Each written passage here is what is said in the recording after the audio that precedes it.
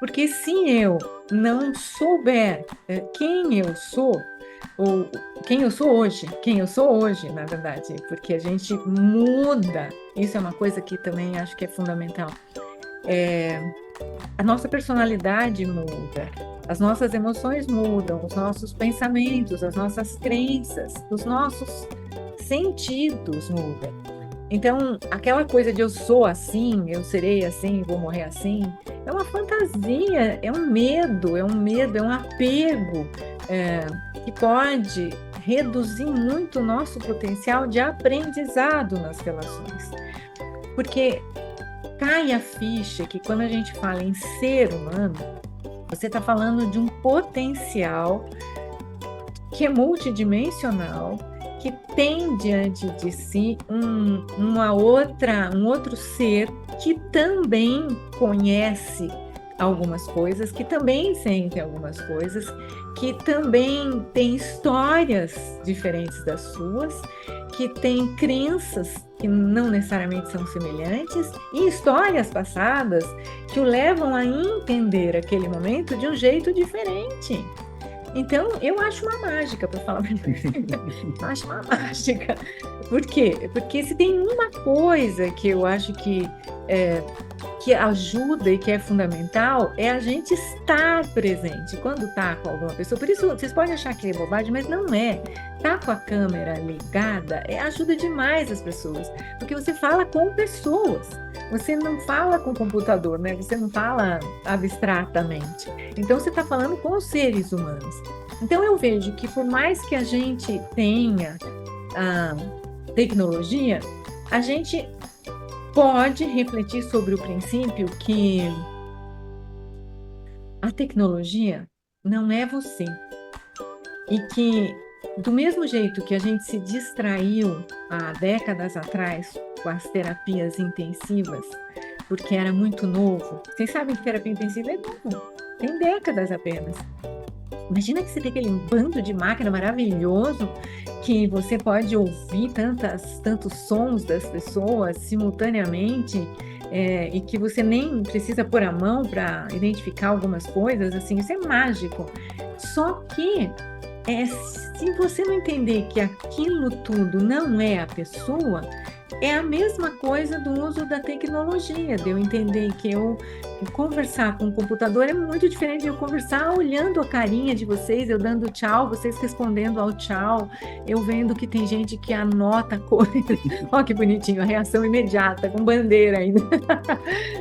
Isso é totalmente, diferente. Então, tem uma questão que me parece que será sempre do ser humano, que é: você é capaz de estar presente?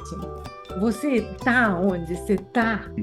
Porque se você estiver onde você está, você é capaz de criar vínculos e qualificar momentos. Eu não estou falando de vínculos para todos sempre, para a vida eterna.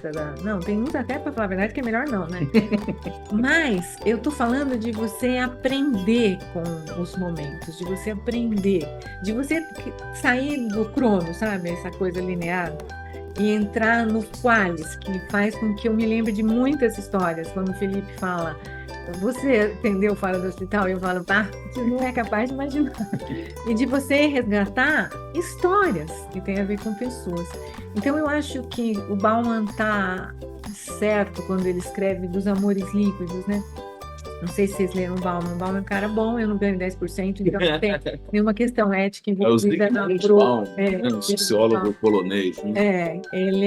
Ele fala sobre essa fantasia, né, que é você acreditar que você tem 5.000 amigos, né? Lembra quando o Face começou a falar do Face, que é quando, né, uma grande rede, e aí você fala, tenho 5.000 amigos. 5.000 amigos, é impossível você ter 5.000 amigos. Amigo é aquela pessoa que você muda o seu dia a dia para ir dormir com ele no hospital, se for necessário. Você não pode fazer isso com 5.000 pessoas. Então, tem uma confusão de terminologia em comunicação. Comunicação é troca. Se eu não tenho troca, eu posso ter informações, mas eu não consegui mostrar um pouco da onde eu estou e nem entender onde o outro está. Então, essa dimensão que a gente chama psicobiológica, ela continua fundamental para qualificar as relações interpessoais. Ela ainda é a base da qualificação de qualquer relação, seja uma relação mais próxima ou uma relação mais distante. Você pode pensar que para o próximo é fundamental, porque ele tem que tolerar esse seu jeito de estar e ser. E mesmo as distâncias é o que faz você criar um vínculo mais rápido ou menos rápido pela sua postura. Por exemplo, quando você vai na fila do banco, sei lá o quê, que você pede licença, você fala por favor, você sorri, você mostra a sua habilidade de, na verdade, reconhecer o outro como um ser humano. Você sabe que uma coisa que eu faço sempre, e as pessoas estranham, e eu explico, faço questão de explicar, é assim, eu entro no elevador, eu cumprimento, eu falo bom dia, boa tarde, boa noite, e as pessoas até se surpreendem de você cumprimentar. E eu, às vezes, explico. Eu vejo que se a pessoa olha e faz uma cara meio curiosa, né? Porque a curiosidade, você sabe, ela te olha, dá aquela levantadinha de sobrancelha, às vezes inclina um pouco a cabeça de lado. Aí eu falo, sabe por que eu cumprimento? Porque eu acho que é tão bom, né, quando o outro te reconhece como um ser humano, né? Então eu tenho essa mania, assim, de cumprimentar as pessoas, porque eu acho que é ser humano, sabe? Aí a pessoa, ela se reconhecer, é verdade, né? Eu sou um ser humano. Então, eu penso que nessa questão nossa de humanização, é porque você tem o potencial de desenvolver a vontade, de desenvolver a sapiência, de desenvolver a capacidade de adaptação à sua experiência nova. Isso não é fácil, porque é fácil a gente se apegar aos papéis, é fácil você se apegar ao que já sabe. É muito desafiador você estar vivo como ser humano em que você não reage só a instinto, porque os animais, por mais que eu os respeite, muito do comportamento vem ainda desse raciocínio de necessidade fisiológica básica. A gente não, a gente é capaz de inventar, pelo menos até prova em contrário, significar coisas de uma forma que até então não foram significadas. E isso é lindo. Isso é o neocórtex, né? O desenvolvimento do córtex que vem por aí. Então, eu acho que esse processo de humanização também pode ser entendido como um potencial da gente ser o melhor de um ser humano, com esse alinhamento das dimensões físicas, emocional, social, espiritual, etc. Eu acho que a gente tem que ter a humildade de entender que a gente vai fazer o nosso melhor com o recurso que tem no momento possível. Senão, a gente vai se sentir devendo sempre. E a gente não está devendo se a gente está oferecendo o melhor possível. Eu digo isso porque eu tinha vontade de adotar crianças.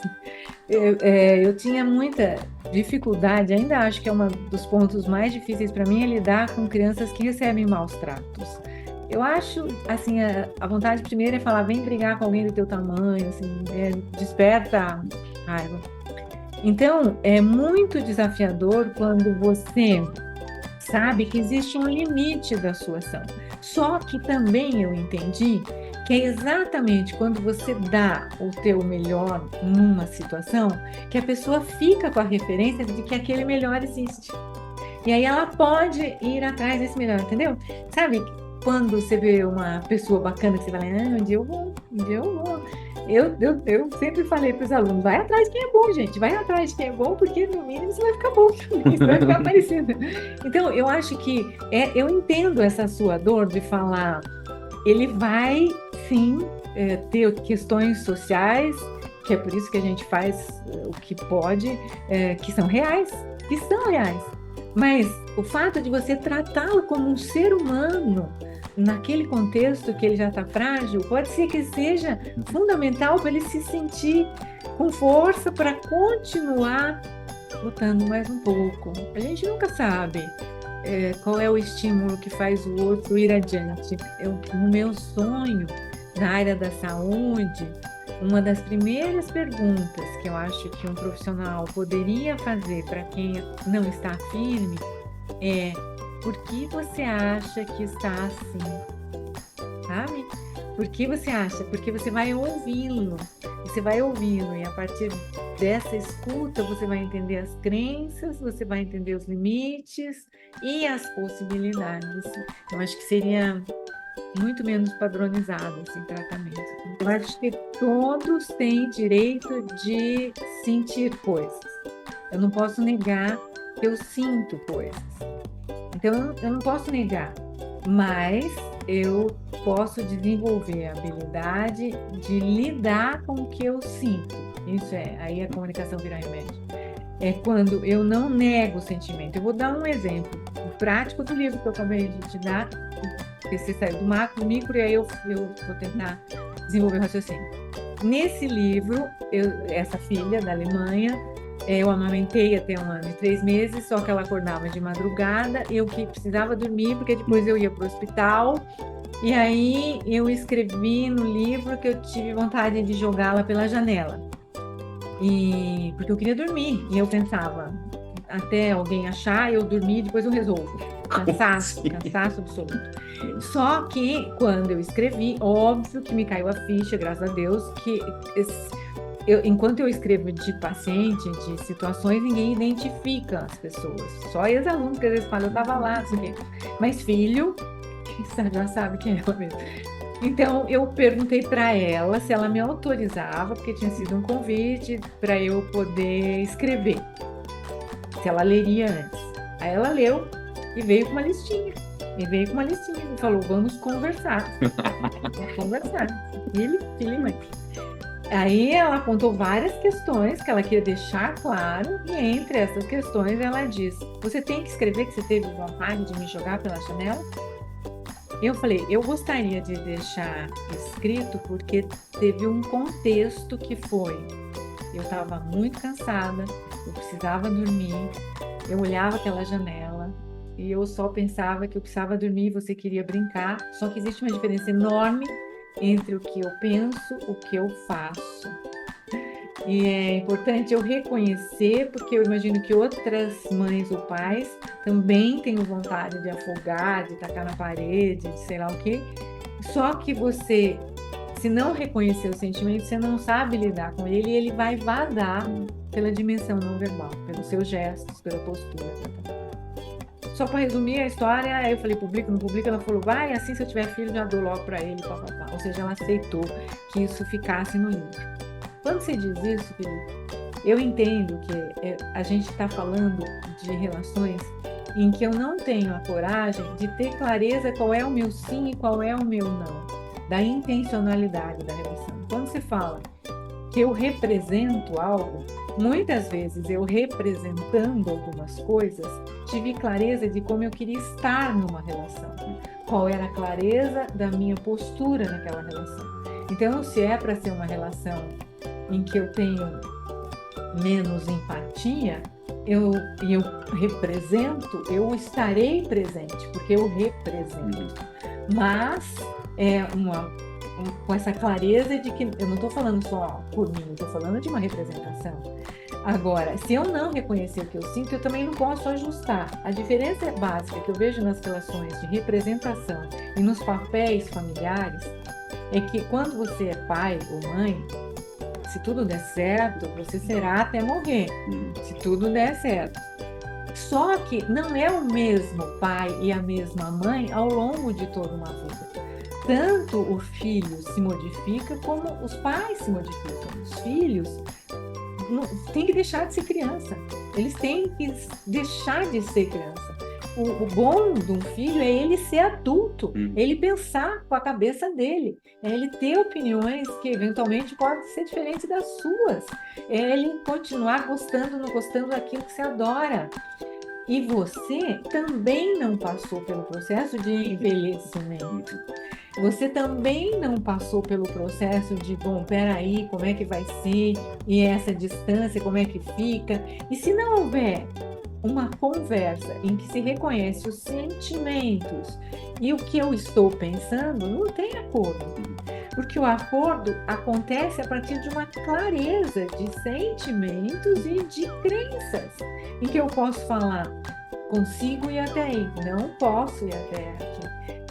Na pandemia, por exemplo, foi muito bonitinho, porque é isso, não vou nunca mais ver filho, que é isso, que absurdo.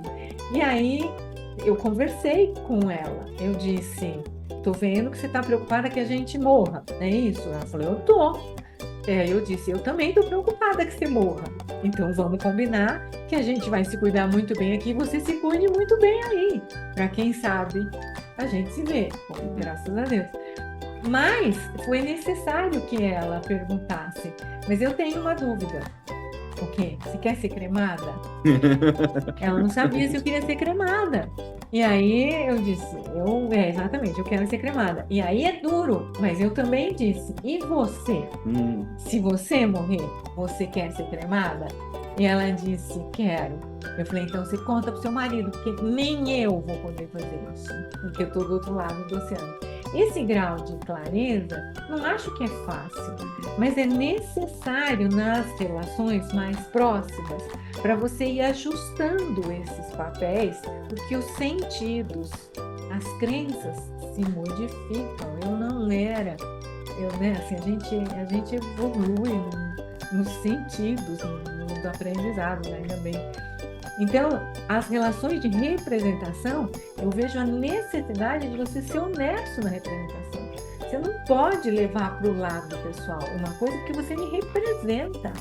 Então, eu tenho que ter a clareza também do sentido, pensar para pôr um limite respeitoso dessa convivência, do respeito, que é a base da convivência humana. Foto agora, hein? Em 3, 2, 1, vamos lá.